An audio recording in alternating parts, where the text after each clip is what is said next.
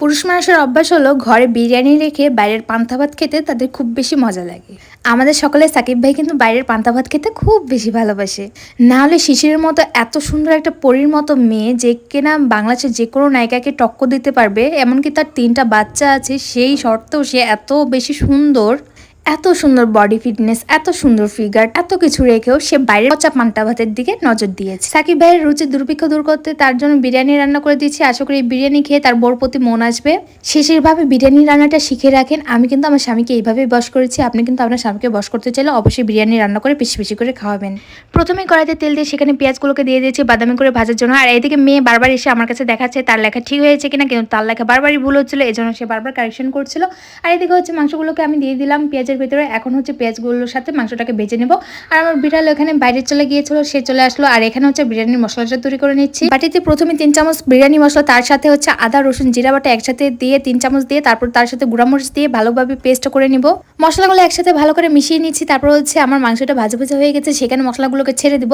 এই তো মশলাগুলোকে ছেড়ে দিলাম। এখন হচ্ছে মাংসটা আরো বেশি ভালো করে কষাতে হবে। মাংসের ভেতরে যাতে লবণ আর চিনি সঠিক পরিমাণে হয়, এজন্য হচ্ছে মাংসের ভেতরে চিনি আর হচ্ছে লবণটা দিয়ে দিলাম। আর এইদিকে হচ্ছে আমি টক দইটা বের করে নিচ্ছি, টক দইটা ফেটিয়ে নিব। আর এই তো টক দই নিয়ে নিচ্ছি, এখানে হচ্ছে আমি 3 চামচ পরিমাণ টক দই নিয়েছিলাম। আর এগুলোকে ভালো করে ফেটিয়ে নিচ্ছে, না হলে আবার দলাপাকা হয়ে থাকবে। মাংসতে একটু জল দিয়ে দিয়েছিলাম। আর এই তো এখন হচ্ছে নাড়াচাড়া করতে করতে করতে করতে মাংসটা যখন ভাজা ভাজা হয়ে এসেছে, মানে তেল ছেড়ে দিয়েছে, তখন হচ্ছে আমি একটু দুধ গুলিয়ে রেখেছিলাম সেটা দিয়ে দিলাম। আর এই দুধটা দেওয়ার পরে কিন্তু এটার ফ্লেভারটা অন্যরকম হয়ে যাবে। তারপরে এই দুধটা যখন আবার শুকিয়ে আসবে, তখন হচ্ছে আমি আবার টক দই দিয়ে দিচ্ছি। বিরিয়ানি কেমন হবে সেটা নির্ভর করে এই মাংস রান্নার উপরে। এই মাংসটা যত বেশি টেস্টি হবে, বিরিয়ানি তত বেশি টেস্টি হবে। টক দই দেওয়ার পর মাংসটা আবারও একটু কষিয়ে নিব। আর এই পর্যায়ে হচ্ছে আমি কিছু চেরা কাঁচা লঙ্কা দিয়ে দিলাম। এখন হচ্ছে মাংসটা কষার পর্যন্ত ওয়েট করতে হবে। মাংস থেকে যখন তেলটা ছেড়ে আসবে, তখন হচ্ছে মাংসটা আমি নামিয়ে নিব। মাংসটা আমার সুন্দর করে রান্না হয়ে গেছে। আর এখন হচ্ছে আমি কড়াই থেকে মাংসটা নামিয়ে দিলাম। আর একই কড়াইটা আবার বসিয়ে দেবো চুলাতে। এখন হচ্ছে কিছু পরিমাণ তেল দিয়ে সেখানে হচ্ছে তেজপাতা দিয়ে দিব। আর এখন হচ্ছে পোলার চালগুলো দিয়ে দিব। এখন হচ্ছে পোলার চালগুলোকে ভালোভাবে ভাজতে হবে। পোলার চাল যত বেশি ভাজা হবে তত বেশি ঝরঝরে হবে। চালগুলো যখন আমার একদম ভাজা ভাজা হয়ে যাবে, মানে চালের যে ভেজা ভাবটা সেটা একদম চলে যাবে, তখন হচ্ছে আমি এখানে পরিমাণ মতো জল দিয়ে দিয়েছি। আমি যতটুকু চাল নিয়েছি তার দ্বিগুণ জল নিয়েছি।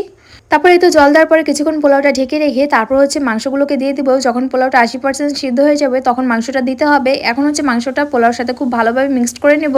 এই পর্যায়ে মাংসটাকে পোলাওর সাথে খুব আলতোভাবে মিক্স করতে হবে। আর এই ছিল আমার বিরিয়ানি রান্নার রেসিপি। তোমাদের কাদের কাছে ভালো লেগেছে অবশ্যই কমেন্টে জানিও। টাটা, বাই।